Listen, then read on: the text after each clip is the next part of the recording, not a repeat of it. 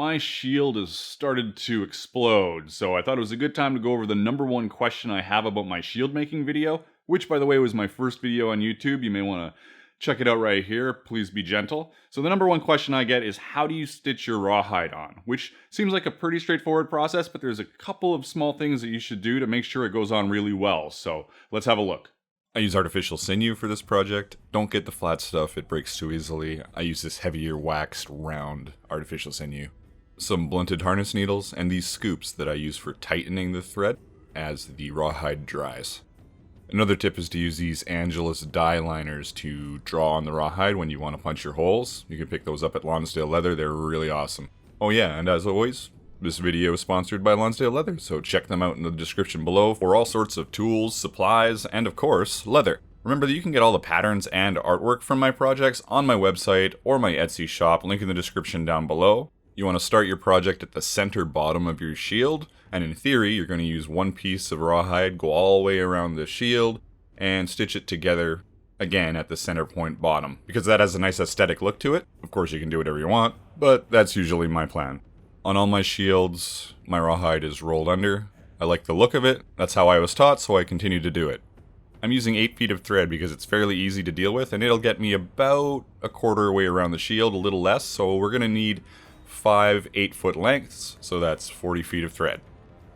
We are just doing a 2-needle running stitch where we go back and forth, alternating all the way down and around the shield, and then we tie it off at the end and wait for it to dry a bit. After it's dried a bit, we can go back and tighten those threads again, because as the rawhide dries, it'll shrink and you need to get some of the slack out of your stitches. Because rawhide takes so long to dry, it could be a couple of days depending on the climate you're in. You're going to probably do your shield midday, and then maybe 4 hours later you're going to tighten your stitches again. Maybe you tighten them just before bed. And that's if you're getting really OCD like I get with it. But yeah, you can probably get away with doing it midday and then waiting till morning the next day and then tightening it, but I just like to stay on top of those stitches and make sure it's all really tight.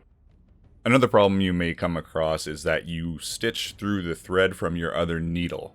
This obviously is going to happen in between where you can't see it, and it may feel okay, it may feel just a little weird, but you really need to pull your thread out and make sure that you don't go through the thread like that. Because when it comes to tightening everything down later, that's going to be an issue because that spot won't tighten. Also, because of the amount of water in your rawhide, folding it under may be a little weird or take a little more work. And so when you're doing your running stitch down the outside edge of your shield, you should make sure that it's folded under nicely. I'm just going to shut up for a bit and you guys can watch me run down the edge of this shield, and then we can talk about it a little bit more.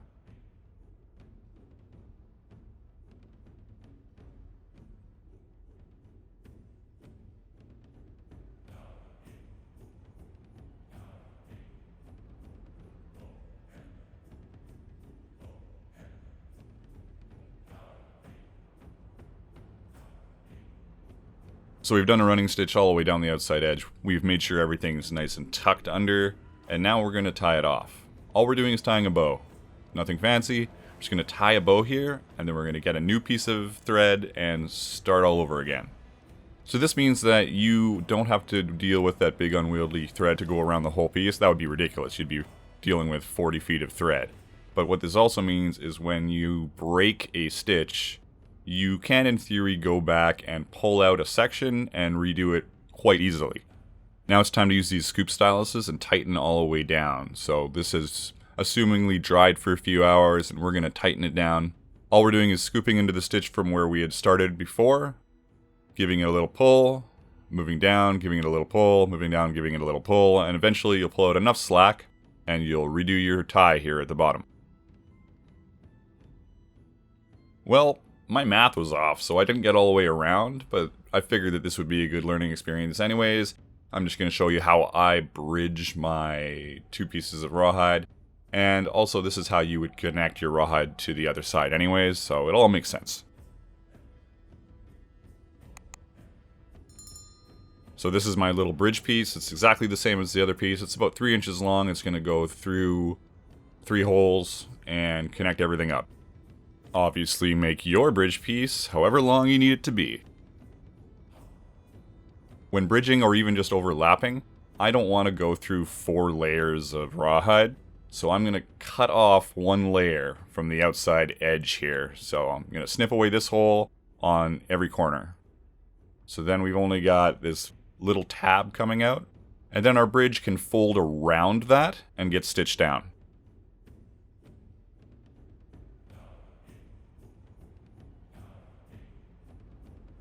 So once it's folded around, we just stitch down as if it was a regular part of the same piece of rawhide.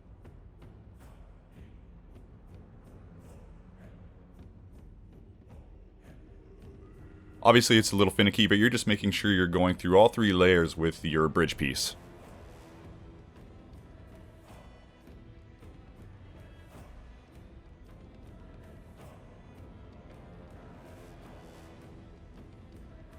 And then we just tie it off, and once again we are waiting for everything to dry a few hours before tightening it. Well, there you go. That's a little bit of an extra shield video for you guys. I still got a lot of work to do on it. It's super wet still. So when you start this early in the day, because you're going to have to babysit it unless you don't care about it being loose at all. Honestly, if I were to let this whole thing dry and rip out all the stitches except for the stitches at the join, the rawhide's still going to stay on there. It can't go anywhere, right? But you want it tight, you want it secure. The looser it is, you're going to move your rope around or whatever you've got underneath for protection. You want it to snug to the rope and everything to be nice and tight. So thanks for watching the video. Make sure you like and subscribe and hit that notification button if you enjoyed the video. And until next time, keep on being creative in whatever it is you do.